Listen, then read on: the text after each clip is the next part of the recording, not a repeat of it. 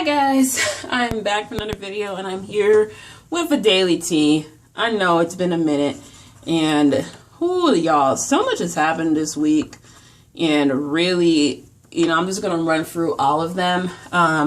Mental check-in, I hope you guys are doing great. Yeah, I'm just doing videos every once in a while because I'm just so busy with school. My online classes started last week and right now I have 3 going on right now. 2 of them are a June class, so I have so much work piling. Then, I had to buy online books for a class that's only 25 days. I had to pay for an online ebook because you got to have that to take the quizzes on there. And then, I'm on like a 2-week trial with this one other book for my Intro to Criminal Justice class. The other one, I'm just winging it. I'm trying to find somebody that has the book that they can email to me. So, yeah, it's a lot. And they just decided, my campus just decided that basically we're reopening in the fall. They'd announced it earlier this week, so that's an extra $1,000 on my tuition bill, which I'm so mad about. But hopefully they'll have it together by then. Yeah, the job search is still going. I still haven't heard back on my PUA yet, even though it's been 2 weeks, so I hope y'all doing okay. It's been a lot. And, I know everything is like slowly going by, but, we are still working. Do not lose momentum. Sorry, I'm checking my battery percentage. This is just updates on everything. I know in my city, Atlanta, there's no more curfews. The protests are still going. They're still getting bigger. Update on the George Floyd case. Basically, one of the rookie officers, got released on bail. Derek Chauvin's bail basically is raised to $1.2 million, and they're also negotiating him getting his $1 million pension. I want them to get that pension to the family, okay? And another thing, too, so the memorial services for George Floyd were this week. There was some drama that came up from that involving the daughter and her not being able to sit with the family. I'm not trying to say anything, but the thing that kind of got me raising my eyebrow a little bit is that when, right after the press conference with her mother and the family attorney, the attorney opened, a fund to help little Gianna. So I'm like, well, that's kind of weird because the family with the father and the brother and the sister, they have over $13 million from the GoFundMe, which was originally like $750,000, and it's just like, are y'all not claiming the child? And this is not George Floyd's only child. I knew about the son who was on CNN by the actual place where he died, but he has 5 children in total. So there's like 3 more we don't know about. The son only made an appearance once because I don't think he wants to be in public like that. But the little girl has been seen a lot. So I was one of the people that knew he had 2 children. I didn't know about the 5, so I don't know what's going on with the family stuff. I don't want it to be messy when it regards to money, but with every family, whenever just death happening, regardless of circumstance, it gets messy. Trust me, I know that from personal experience. Breonna Taylor, they just passed the no-knock warrant in the state of Louisville, state of Kentucky. They still haven't arrested her murderers, which pisses me off.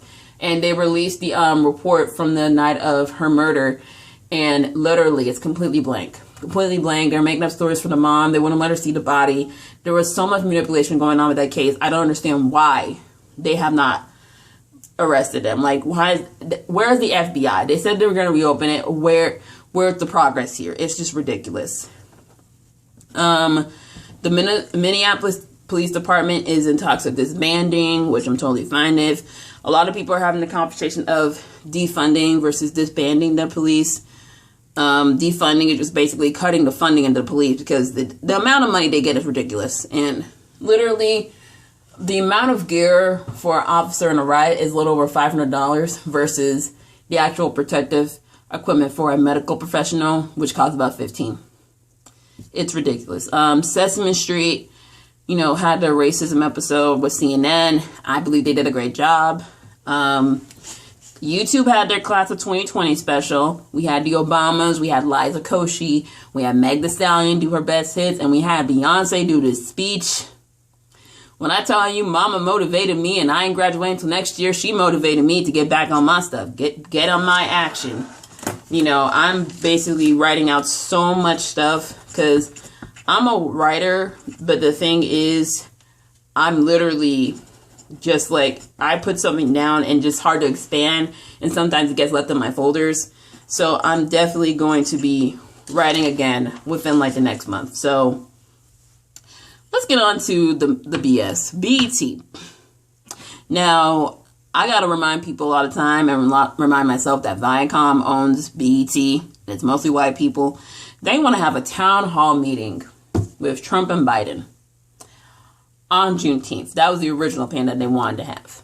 But Trump is going to have his first rally of his re-election campaign in Oklahoma, in Tulsa, Oklahoma, where Black Wall Street burned down and it all happened, and it's on Juneteenth. He really just wants to piss us off. And let me tell y'all, the voting in Georgia this past week it was a disaster. It was a disaster. I was in Carrollton. They changed my voting location. I had to drive to the back of town, and we only had 4 machines. Literally, the voting took place in this small little room in the corner. I'm just like, the line's literally twisting around this room and in this area. Y'all could have put up to 16 machines in this whole building. Because the last time I voted in the governor's race, they had like 8 machines in one room, 8 machines in another room. They had like 4 extra ones to the side. Like, Georgia's a blue state, but people want to keep it red. It's ridiculous. Terry Crews got his foot in his mouth again, basically saying black supremacy and shit. I really don't care about him.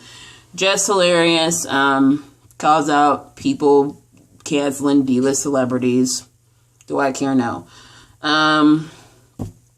The Democrats on Capitol Hill thought they could stand in solidarity with kente cloth and kneeling. The same thing that killed George Floyd. At this point, y'all went from trying solidarity to just pandering to being disrespectful. I can't. On TV Sphere, LA's Finest was supposed to come out on Monday, but they delayed it indefinitely because of everything going on. Cops was canceled. Live PD was canceled. Actually, Live PD needed to be canceled because they actually hid footage of an in custody death from last year. So, yeah, they're going to be investigated at that. The Flash actor, the guy that played Debney, that elongated man, he got fired because Sky Jackson exposed him. And now Sky Jackson, she was exposing so many people and so many races. Like, I mean, people may say like, oh, she was doing the most. Listen, people think their keyboard actions won't have consequences. You know, that's on them. Vanderpump Rules fires 4 members of their cast after their exposed racism. The most notable is Stassi and Kirsten, who basically called the cops on an old black cast member that I never knew about. You know, good riddance. And Bravo's cleaning house, and so is Viacom. They fired one of the girls from Team Mom OG and canceled her baby special. So, clean house. B. Simone gets canceled again for insulting 9 to 5 people. The Grammys changed their titles of the urban category and just throw that out. They saw Republic do that and were like, okay, let's bandwagon. We don't care. We don't care. Y'all leave Lizzo alone. Y'all act like this is the first time she's been working out. She's always had a workout routine. She just getting her body right during quarantine. Y'all want to call her a hypocrite. I'm just like, leave the girl alone. Congratulations to Ava DuVernay for being invited to the Oscars board, as well as Whoopi Goldberg. You know, I think it's well-deserved for Ava because she's done so much in her career. But I feel like this is them trying to save their asses because David Oyelowo exposed them for basically shaming and boycotting Selma from getting actual nominations during the Oscars because they supported the Eric Gardner protest. So, yeah. Coachella and Lollapalooza are officially canceled. They were rescheduled for later in the fall, but they've officially been canceled. Now, for me, I've accepted in my mind that Music Midtown is canceled this year, even though they have not said a damn thing since the pandemic started. I watched Just Mercy finally. Such a good movie. Let me know if you want me to do a review. Ungodly Hour is out today. That review will be out tomorrow. Matt James is the new Bachelor. I'll do another video on that. Congratulations to Tiana and Iman Shumpner. they're having baby number 2, even though Junie told us like 2 weeks ago during the live. Nicki and Tekashi, they got their new song out. We don't care. Nicki is obviously pregnant. She ain't telling nobody. There was a rumor about Beyonce being Storm in Black Panther 2. They shut that down real quick. I don't know why y'all believe these rumors every time. Chuck E. Cheese is declaring bankruptcy. Like, dang, I was upset about this. I'm like, damn. Because, you know, once they declare bankruptcy, they immediately start closing down locations. Like, where am I going to take my nieces and nephews? They love that place. Just like, damn. First tours of Russ Elvis. I'm just like, dang. Dave Chappelle had a social distancing comedy special, and it was actually good. He talked about, it's more of a lecture than a comedy special. He talked about George Floyd, and even talked about Kobe, and talked about how he didn't go to the Oscars that night because Kobe had died, and his numbers, the 8 and 24, are actually his birthday. So he just was in complete distraught. He didn't want to go, and that was the night he actually won his first Grammy for his comedy stand-up. So, yeah, Dave Chappelle, you know, I'm here for Dave Chappelle. You know, a lot of people are mad because of his jokes towards trans people. And in the beginning, I understood it, but at the same time, it's like, comedians, they make comedic jokes, and y'all gonna get mad every time he does it. And there are some trans people that actually understood what he meant as a joke. It wasn't him like directing at people. But before y'all come from my page, go watch the special, okay? Go watch the whole thing before you immediately come at me for being transphobic, because I'm not. Okay, that's pretty much it for this week. I wanted to record this fast before my phone dies. I will be back later for my video on The Bachelor, as well as Beyonce and Ungodly Hour, and possibly Just Mercy if you guys want me to review it.